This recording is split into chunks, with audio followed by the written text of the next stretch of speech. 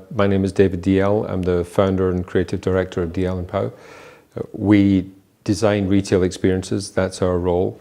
We've been doing that for 32 years now. And so we're busy UK and globally providing anything that our clients ask for and often a little bit more. We're finding that increasingly people are selling the same thing to the same audience, and you have to create that point of difference. So when we've been talking in the last 10 years about USP, it's very hard to define what a unique selling point might be. Increasingly, it's not what you sell, but how you sell it. And we're finding that the total experience adds up to a lot more than the product on offer. So whereas we may not be able to engineer uniquely exclusive products, we can certainly engineer new ways of selling those products. So that becomes really interesting to people like, let's say, a phone store where the operating system is the same, the product is principally the same, the relationship is the thing that you can manage. And you may not be the most competitive phone store, but you could be the most loved phone store. So that kind of experience becomes really crucial. It is the point of difference in the future. So in the creation of that unique experience that is the differentiator, digital is just a tool in that experience. So much like we may have used lighting or materiality in the past, now digital comes and plays its part. So the digital piece is possibly the most dynamic, the most interactive, potentially the most personal if it's used well. And our clients are very interested in how we can find the appropriate solution for the appropriate brand.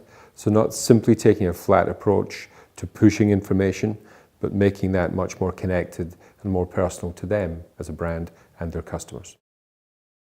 We're always looking for the next big thing. So for us, it's crucial to be aware of what's happening out there in terms of technological development.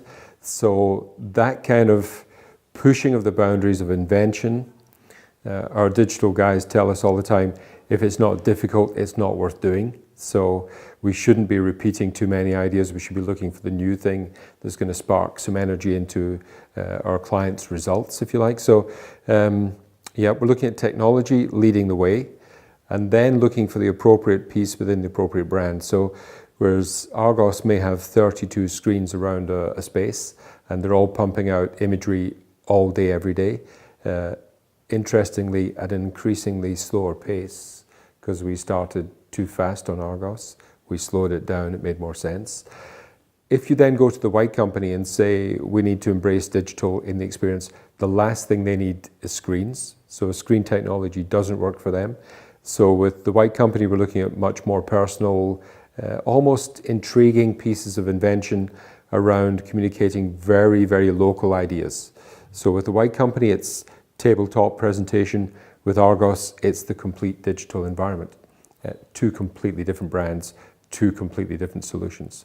And it's really crucial to find that point of difference and push these clients apart, because they are talking to different people in a different mindset. We have some clients who are particularly digital averse, and it's not unusual. This is brand new to many of them. And if they're not active on web, for example, take Primark as an example.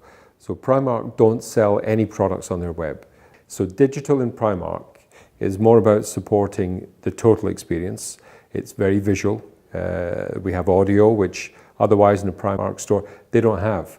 So the music from the digital content in Primark is the only music in the store. So the difference there is, let's say, it's less commercial, less easy to judge success and failure, but the impact can be massive because you have no restrictions. You're not thinking about browsing a tablet or browsing a kiosk. You're using it to create the total experience.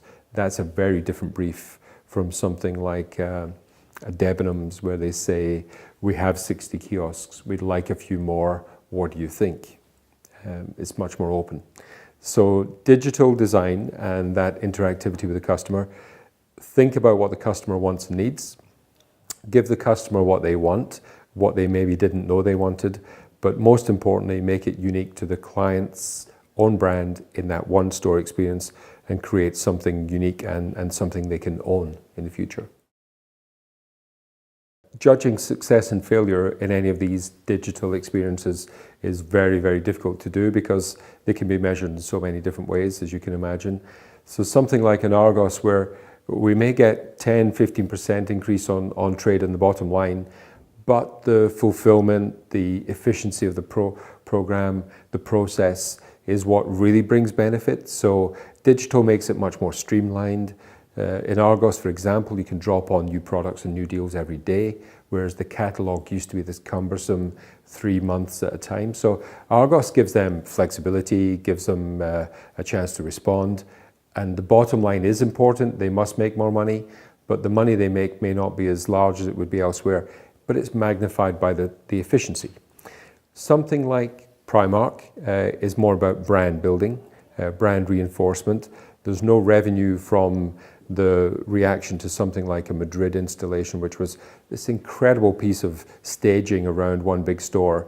When you land that kind of piece, you're hoping that it's fulfilled over time. If we didn't have digital, would they still make money? Of course they would, but the digital just helps make it more of a brand experience. Untangible. You cannot really rate that in terms of success, percentage, whatever. Whereas something like Rockar, which is coming to the fore now, game changer in that sense, we've had really clear benefits from that. So our client will tell you and us about the fact that previously Hyundai would attract a man of my age, 57, and today in that one store, the average customer is a 37-year-old female. That's a fantastic opportunity for that brand. So they're catching a customer 20 years younger, changing the gender from a slow male who will only replace a car when they need to, into a young, vibrant woman who's looking at this as a fashion accessory. She can buy a black dress or a car for the same price per month. And that kind of deal in the shopping centre, putting the store where the people are, that the revenue back from that is massive, as you can imagine. So the financial success of that may not have even realized its potential yet, but we can just tell that works. There are some things you don't need to measure. You can just stand outside, you just get it. And when it works, it really does work. Some of the more brand building things, Y Company, Primark, are crucial to the experience. But I would say what's most satisfying is when the customer reacts to the offer and takes more involvement in the scheme, makes more money basically. One thing we've done recently for O2 in Manchester and White City is bring together both that experience and that commercial piece in one space. Lots of things for the customers to relate to in the space, lots of opportunities for the staff to engage with that customer. That builds a conversation, that makes a contract, that makes money. We've yet to prove to ourselves what percentage that might be, but in the end, if the client makes money, we're happy. If the client makes money, they come back. And if they come back, we're busy and we need to be busy. So in the end, it is about the bottom line. I think increasingly the retail design brief is much more open in reflection to the kind of services that people like us provide, and there are many people like us. So increasingly innovation is at the heart of a brief. If a client simply wants something functional, then many of our clients have in-house teams who deliver that every day. So they're looking for ideas beyond the brief, they're looking for the unexpected, and they're not necessarily, the briefs we're getting today are not so prescriptive, so they're much more about what is possible rather than what is needed. So that's fresh. There are obviously restraints and we respond to those, but the opportunities aren't often identified early on. It's up to us to develop those with the client. So we've introduced in the last year much more of a definitive starting point for that brief, where you start with an open book. What can we do? Blank piece of paper. Think about the strategy of the reasons why we're doing this project. Think about what the benefits might be, rather than have those predetermined on an A4 piece of paper coming from a client who simply wants a better shop that makes more money. That kind of brief is relevant, yes, but the ways of getting there are becoming more complicated and more innovative. So we help establish what innovation means to a client and how they can respond themselves. The internal teams do need to step up, and they need to be open to new ideas, and we do rely on our clients to take part in this process. The more they can give us to think about, the more we can give them back to explore. So we're in it together. It has to be cooperative. There's no point in leaving a client with something that they cannot manage that becomes an issue in the future. We need to create these programs together, land them together, and support each other through the process. And be open for change. So one thing digital can deliver is flexibility above everything else. Something like an Argos program has a 2.5-year payback on print, for example. So 2.5 years of a TV screen pumping out information that changes every 3 seconds, is the cost of that is equal to the print budget for 2.5 years. So that opens up a lot of possibilities, because you can imagine print is replaced every month, whereas TV content can be replaced every second. So the potential for innovation, even just on screen, which is not a particularly innovative medium, that potential is massive. And we have to make sure our clients are stepping up to that. But it is a cooperative piece, and it does start from the very beginning of the process. In addition to the store experience itself, the physical presence of the brand in the space, we're also looking at how that customer journey starts long before the store is even established. So how does social media interact with the content in store? O2 particularly are interested in this, as you can imagine, being such a vibrant brand online. So how does O2 reinforce the experience they've created in Manchester and White City, and make sure that before that journey, during that experience and beyond that experience, all of that digital piece is all connected. So they've seen things in store that inspire them to use their equipment better for their own benefit, and how do they take that home and use that away from the space. So the store environment can do a lot more for the customer in the longer journey, pre-sale, during the sale, and long after. So they're looked after at every phase of that process. That makes a lot of sense for people like O2, as you can imagine. With Hyundai Rockar, what we've discovered is a much richer reward than simply just a great store. So we're able to expand on that and some of the benefits that Hyundai Rockar have created for themselves in the space in Stratford, the most recent, and the original store in Bluewater. So now we have 2 examples, both working for different markets with quite different concerns, but that in itself has been interesting. Different demographic, different customer, and we now know how they've responded to that space, and we know those benefits, and we know all of the good news around that very special piece of work that's happened for them.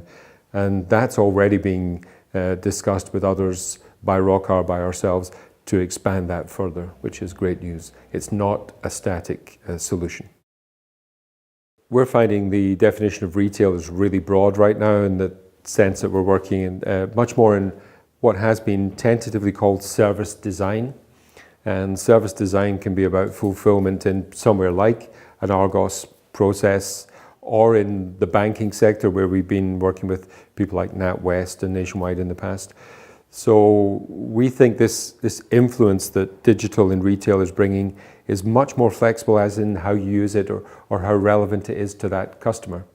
That customer shops, but that customer also travels. That customer also is entertained by brands in lots of spaces. How does the retail digital experience affect those people in those spaces? That's a very interesting combination as we begin to break down the definition of retail and think of it more around hospitality, looking after customers in their space, in our space, and being more open about how a brand can connect. Retail is increasingly becoming a much broader fulfillment piece, and I know that banks talk a lot about retail. I don't think they've quite got it yet. There's still some way to go, and the retail influence can certainly affect the hospitality sector, and we're looking forward to that challenge.